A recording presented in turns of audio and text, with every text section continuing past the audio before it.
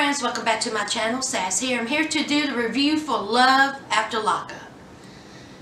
We all know what we have been waiting on, and we said we don't care nothing about you and your feelings. You're not getting that set down this week. You didn't get it last week, and you ain't getting it this week. So hopefully next week, I think it's a season finale, and we're going to get this set down. But anyway, there's other participants that we need to talk about. Let's start off with Latino Heat and Brittany. Okay. They're having a happy family fun day at the park with Giovanni. He is a cute kid. He's adorable. So, you know, Latino Heat is having fun playing with Giovanni. Did y'all notice Giovanni calling him Dad? I'm like, really? You calling this man Dad already? You have a dad. Honey, I bet you when Tito heard that, child, I bet you he bit a brick. But Giovanni is cute. We got Brittany saying that, you know, she's enjoying this little family day. You know, she's glad that Giovanni and Latino Heat, you know, gets along because she's pregnant, all right? You know, she told Amanda, you know, it was good while it lasted, but sweetheart, I'm going to need for you to kick rocks. Latino Heat is the man I love, okay? I'm pregnant. I need to be with this man. You got to go, so. Which, in actuality, Brittany, I think Amanda made that choice for you. But, hey, I digress. So, Brittany finally tells Latino Heat that she is pregnant, and he is happy. He's ecstatic, okay? She brought out the pregnancy test, kissy kissy, huggy huggy. It's all good. Let's move on. Not quite right, Clint. All right? Clint is going to visit his wife. As y'all know, crackhead Tracy has been in jail for 4 days. 4 days. He is ecstatic to see his wife. He brought along a passenger, his cousin, okay? His cousin was like, I really don't understand because I tried to tell Clint, don't get involved with her, okay? A road of hurt, okay? Don't get involved with her. This is something you don't want to do, but of course, not quite right. Clint, he didn't listen, okay? He's in love with crackhead Tracy. So he gets to the jail and he gets a phone call from her lawyer because yes, he got her a lawyer because, you know, that's his wife. You know, he loves her. There for her. This is what a husband do for his wife. Okay. Well, in normal terms, yes, but you know, when someone who steals your car, steals your phone, steals your money, and smokes crack in front of you, Clint, that's invalid. That's invalid. But you know, not quite right, Clint. He ain't thinking about that. Okay? He's not thinking about that. So his cousin was like, well, how much time she looking at? He was like, oh, it could be from 1 to 20 years. But it don't matter because I'm going to be there for her. I love her. I love her, Lord Clint. Step into the light, Carol Ann. Step into the light. So he gets a call from the lawyer, and the lawyer was like, pump your brakes. You cannot see your wife today. Okay, I don't know if it was some miscommunication. Paperwork wasn't fine. I don't know what happened. I don't even think they even told us why Clint cannot see crackhead Tracy. But honey, he blew a gasket. Okay, now his not quite right pills hadn't kicked in yet. He threw a temper tantrum. He threw his phone, punching at his truck, crying, screaming. Honey, his cousin was like,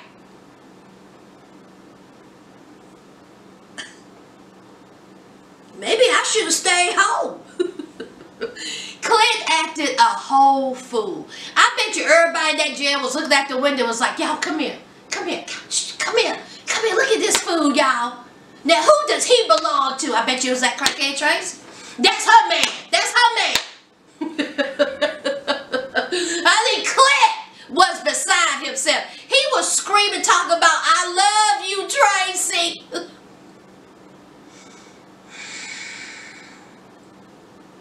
he was unable to see his wife. Okay. Crackhead Tracy. Lord have mercy. Let's move on. All right, let's talk about Caitlin and Matt. All right. Caitlin's mom passed away, and she's having a hard time. A hard time with it.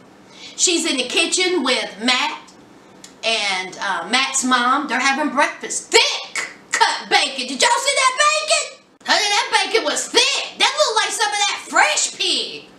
What you do? Cut up that pig in your backyard?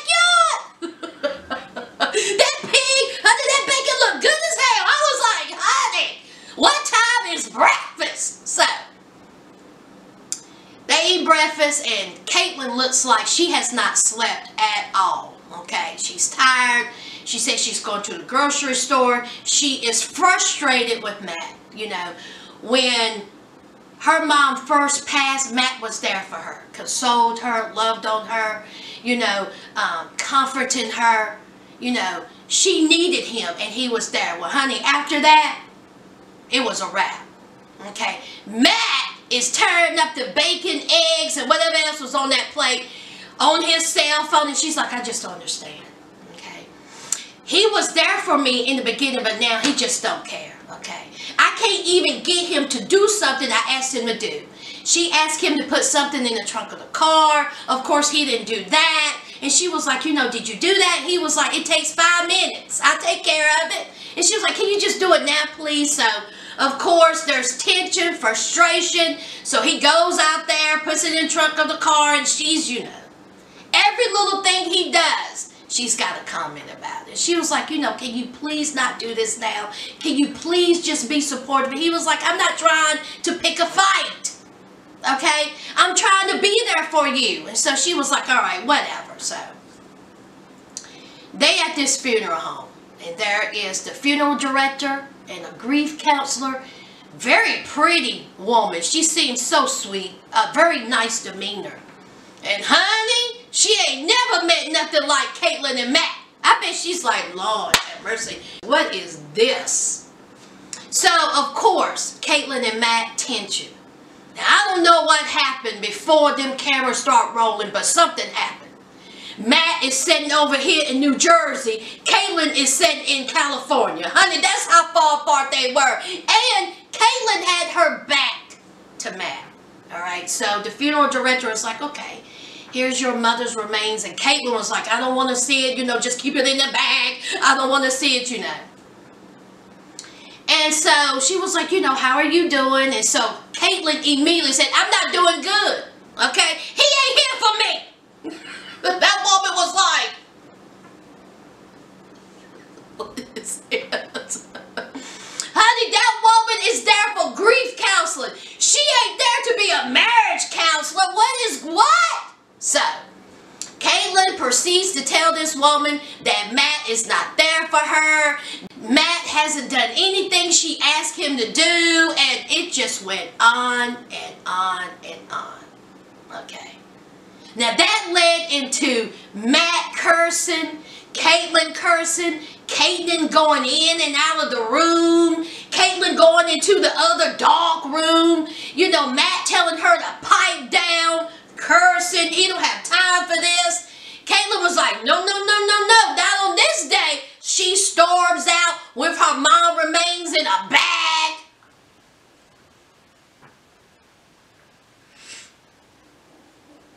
Honey, Matt said, look, I have tried to be supportive. I have tried to be there for her. I don't know what to do. I don't know how to act. When my dad died, I was in prison. I didn't have a close relationship with him. I've never had a real girlfriend. He has not had to handle death. He don't know how to act because the prison system did not mold him to act this way. So he leaves walking. I don't know where he was walking. Did he walk home? Because Caitlin was standing outside the funeral home with a huge sign that says, Jesus saves, smoking a cigarette. Caitlin is done. Okay, Caitlin said, I love this man. I want to marry this man, but I cannot get him to understand how I feel. I want him to support me. Caitlin, shut up. Do you really think you're going to change, Matt? I don't understand. Why you beating yourself up? Okay? If he is not there for you the way you think he should be from your mom passing, how you think it's going to be down the road? I do feel sorry for Caitlin and her mom. I really do. About her mom, but child, you got to move on from this. This is who you chose. You chose him. All right. Now, let's talk about Lizzie and Scott. Now, Lizzie is at a store, okay, and one of her friends, ex-con friends from prison, Melissa, she got out a week before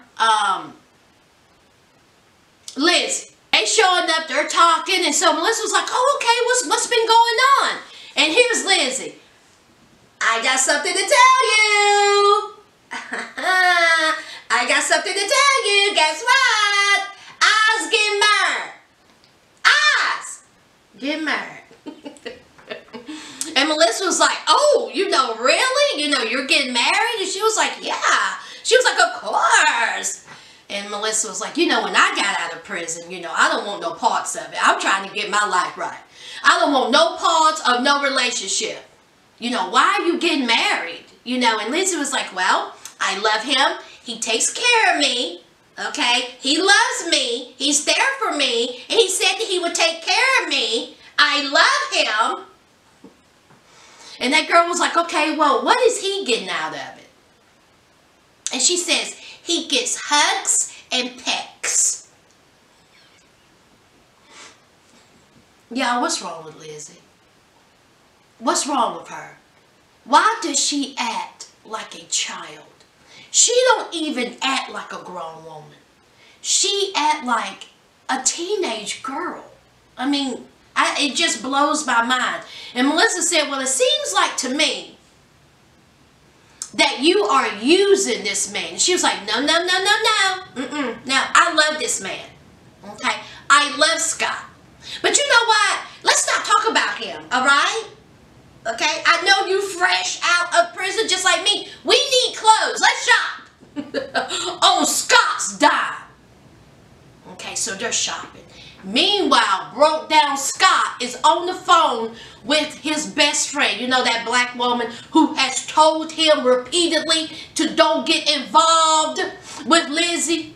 Nothing but heartache, a road of heartache. You're broke, Scott. You're broke.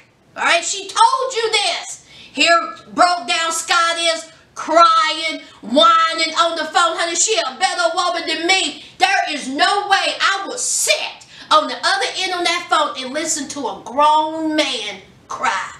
Y'all ever heard the term a hard head makes a soft ass? That's Scott. All day long. All day long. Okay? How many times do people have to tell you, Scott, this ain't it. You're broke. You have no money. But still you buying cars. A woman who can't even drive. Okay? You buying her a car. You giving her credit cards. Free reign.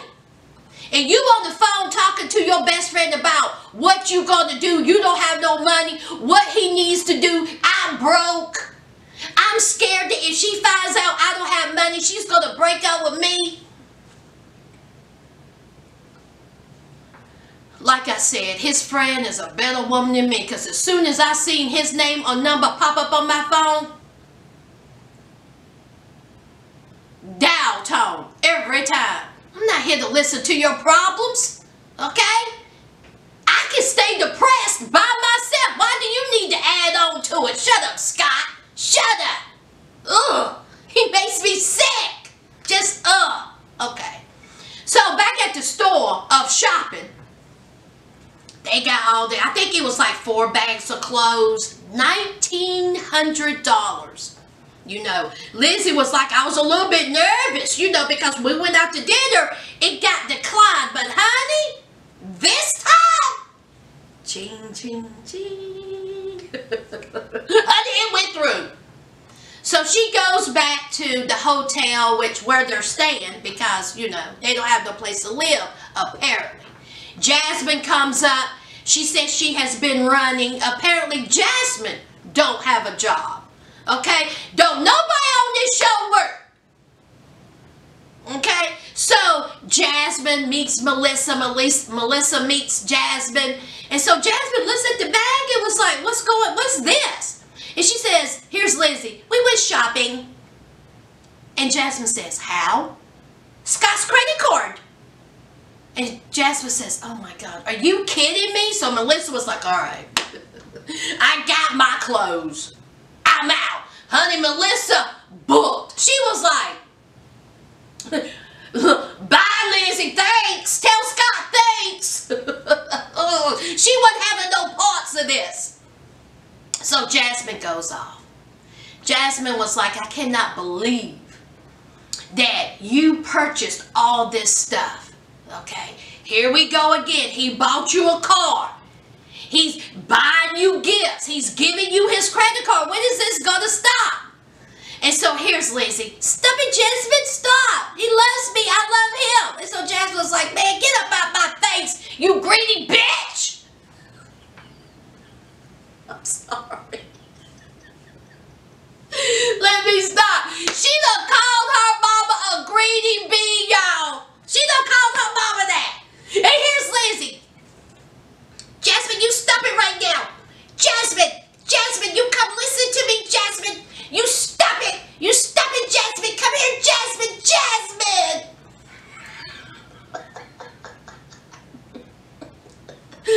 Oh!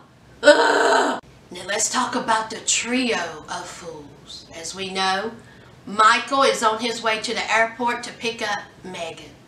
Okay, Michael's nervous because, you know, his family and friends are here. So here comes Megan. Hey, babe! So she is so happy. She was like, you know, they gave each other a hug. They walking hand in hand. She says, I cannot wait to meet your family. Oh my God, oh my God, oh my God. And so he was like, oh yeah, oh yeah, They walking hand in hand. He says, I got something to tell you. Okay. I have to meet my PO at 6 o'clock. So she was like, okay, because, you know, that gives them an hour to get from the airport to his probation officer. Okay. Now, mind you, he's already on thin ice because he broke his curfew, you know, messing around with Megan. Okay. So the PO was like, I don't know who you think you're dealing with, but I'm going to show you better than I could tell you.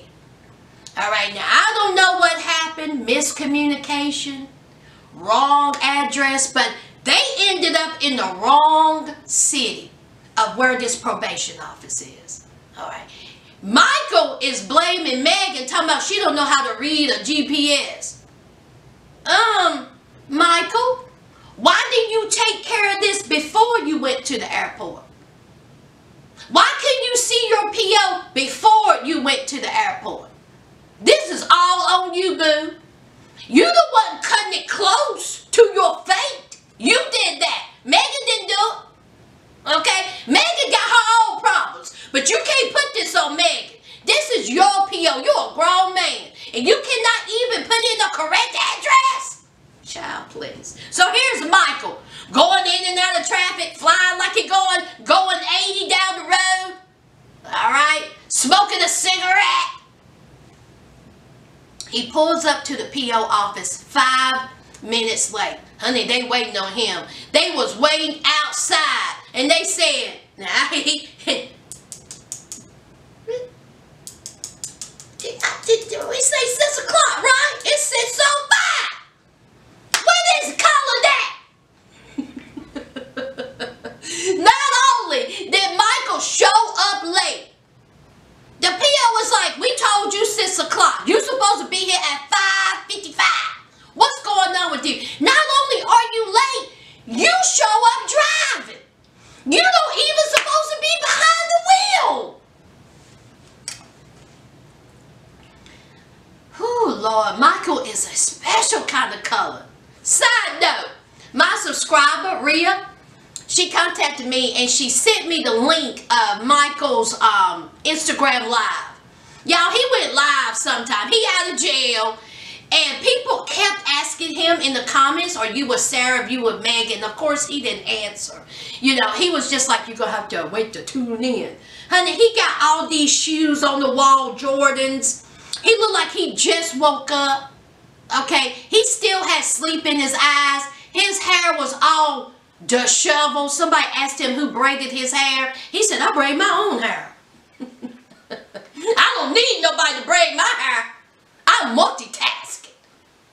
I'm a piece of shit and I can braid my hair. What? What?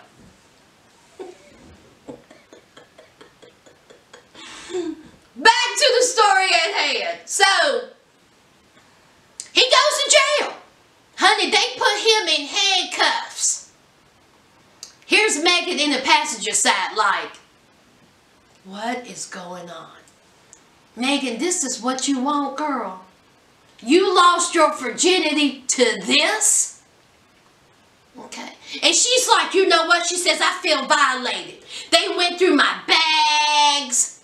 They searched the car. They put him in handcuffs. What do you think they was going to do? Why wouldn't you drive it? You couldn't drive? Okay, anyway. So he in jail. So she's back at her hotel. All right. Meanwhile, Mama Michael and his sister is outside of the hotel because Sarah has been blowing his phone up. All right. Finally got in touch with the PO. The PO was like, well, you know, he showed up late. He's supposed to be at the PO office at 6 o'clock. He was not. Do not pass go. Do not collect $200. Go straight to jail. And that's what we did. Okay.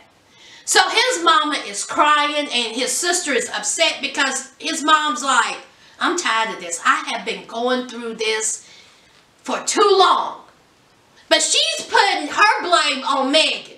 Okay. Michael was acting a fool before Megan. That's noted. Okay. You can't put everything on Megan. That's Michael. See, Michael's mom think that if he stays with Sarah and be this family man, that he is not going to get in trouble. He's not going to get himself in trouble. Wrong. Okay. Before Megan was even in the picture, Michael had a police record. You can't put that on Megan. All right. So she goes, she talks to Megan, and Megan opens up the door and was like, oh, hi. Okay. And she was like, hello, I'm Michael's, mother. I FaceTimed you that one time. And she was like, oh, yes, ma'am, And she said, I'm just here to tell you that Michael is in jail, and he's going to be in there for 4 months. So, that's that. And so Megan was like, oh my God, can I give you a hug? And his mom was like, okay. So they give a hug. And so Michael's mom was like, I'm tired of this. Okay. He gets 4 months. She can pack her stuff and she can go. She got to go. So Megan is in her room unpacking. She says, I'm not going anywhere for a couple of days. I got a one-way ticket. Okay, while I'm down here, I can look for jobs. I can look for a place to live. We can make this happy home. So Megan don't have a job either. You have seen your man get in handcuffs. This woman has told you that he got 4 months. They need to turn Megan.